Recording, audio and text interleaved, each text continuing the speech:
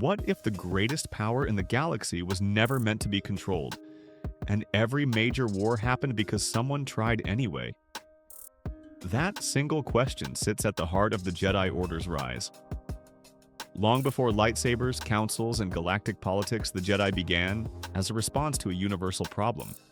Power without restraint always destroys itself. The Jedi didn't rise because they were the strongest. They rose because they were the first to realize that the Force demanded responsibility, not domination. The first step toward order. The earliest roots of the Jedi Order trace back to isolation rather than influence, and that choice shaped everything that followed.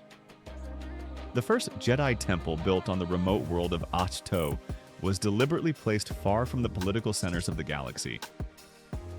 This distance was not symbolic, it was strategic. The founders of the Jedi understood a hard truth that history repeatedly confirms. Proximity to power erodes clarity, even in those who begin with noble intentions.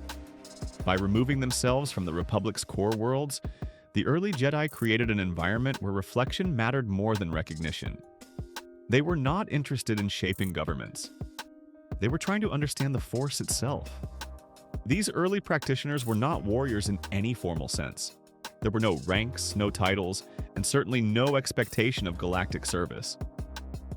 They were seekers, individuals drawn together by a shared awareness that the Force was something to be listened to, not commanded. Life on Ahch-To encouraged patience. Days were spent in study, meditation, and observation of the natural rhythms that mirrored the Force's own balance. Mistakes were part of learning, and progress was measured internally rather than through conquest or reputation. The rise of the Jedi began quietly, almost invisibly, grounded in the belief that mastery of the self must come before any attempt to guide others, from Force sensitives to Jedi. Force sensitivity had always existed across the galaxy, but sensitivity alone did not create Jedi. Many beings could feel the Force instinctively, using it in moments of stress or emotion. Yet without guidance, that power often intensified fear, attachment, or obsession. The Jedi Order rose because it provided structure where chaos had previously ruled. Instead of individuals struggling alone with abilities they did not fully understand, the Jedi introduced mentorship. Apprenticeship replaced isolation, allowing experience to be passed down rather than rediscovered through painful trial and error.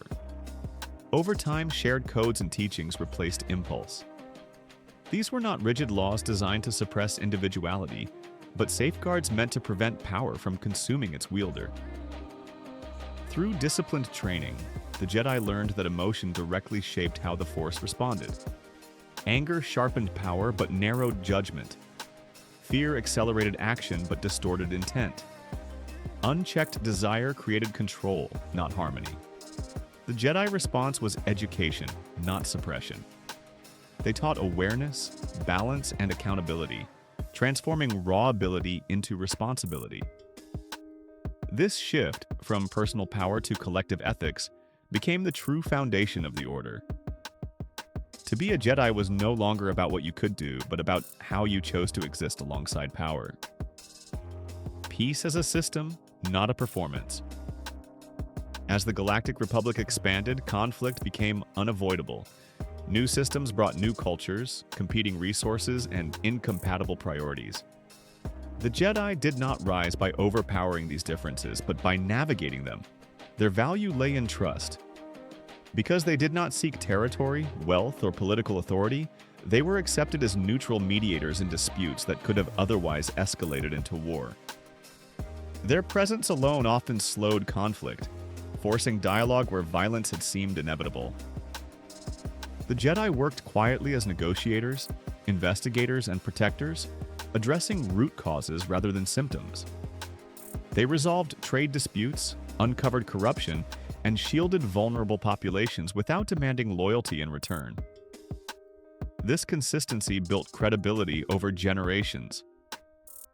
Eventually, their reliability elevated them into an official role within the Republic, not as rulers, but as guardians.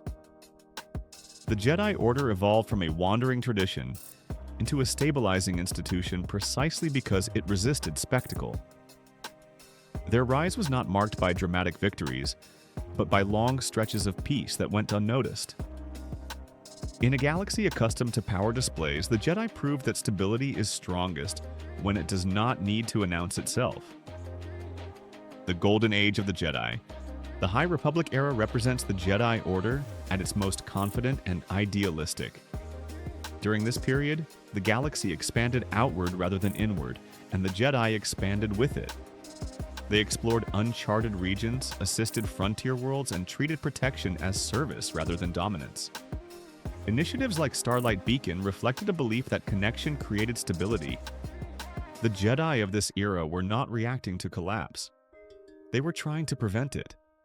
This golden age matters because it reveals the Jedi as they were meant to be, guardians who stood beside the galaxy, not above it. Yet even in this optimistic era, cracks formed, reminding us that balance is always temporary. Philosophy before power. Despite popular imagination, lightsabers were never the heart of the Jedi identity. Their philosophy came first. Jedi training emphasized emotional awareness because the Force amplified internal states. Fear produced aggression. Attachment produced control. Compassion produced clarity. The Jedi learned that restraint was not weakness, but survival. By placing limits on themselves, they prevented the Force from becoming a tool of tyranny. Their rise was slow precisely because self-discipline is harder than conquest. While others chased immediate power, the Jedi built longevity. They understood that the galaxy did not need more rulers, it needed guardians willing to step back when victory tempted them forward. The cost of becoming an institution. As the Jedi Order grew in influence, it inevitably became entangled with galactic systems of power. This integration brought legitimacy, but also risk.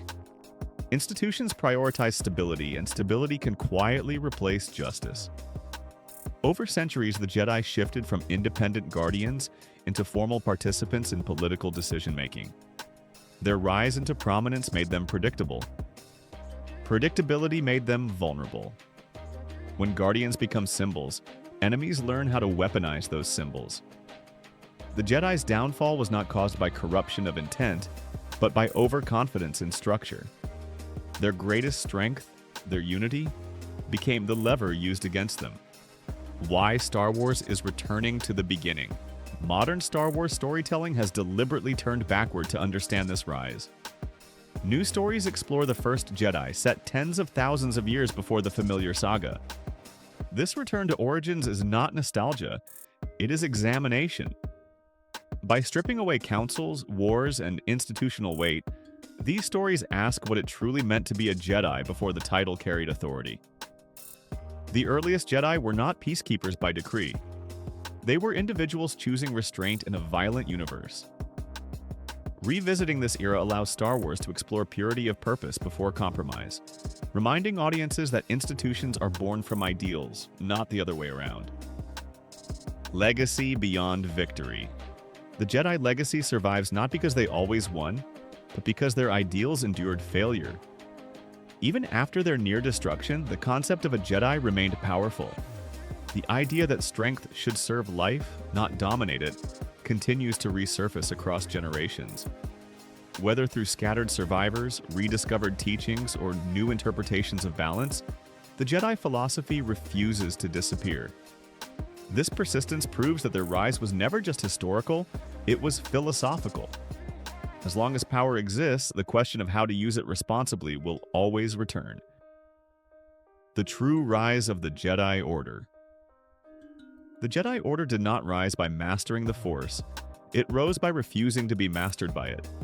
Their story is not one of endless victory, but of repeated choice. Choice to pause instead of strike. Choice to guide instead of rule.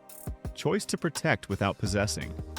In a galaxy defined by ambition, the Jedi stood as a reminder that peace is not enforced through dominance, but preserved through discipline. That is why the Jedi endure. Not as legends of war, but as guardians of balance in a universe that constantly forgets how fragile peace truly is.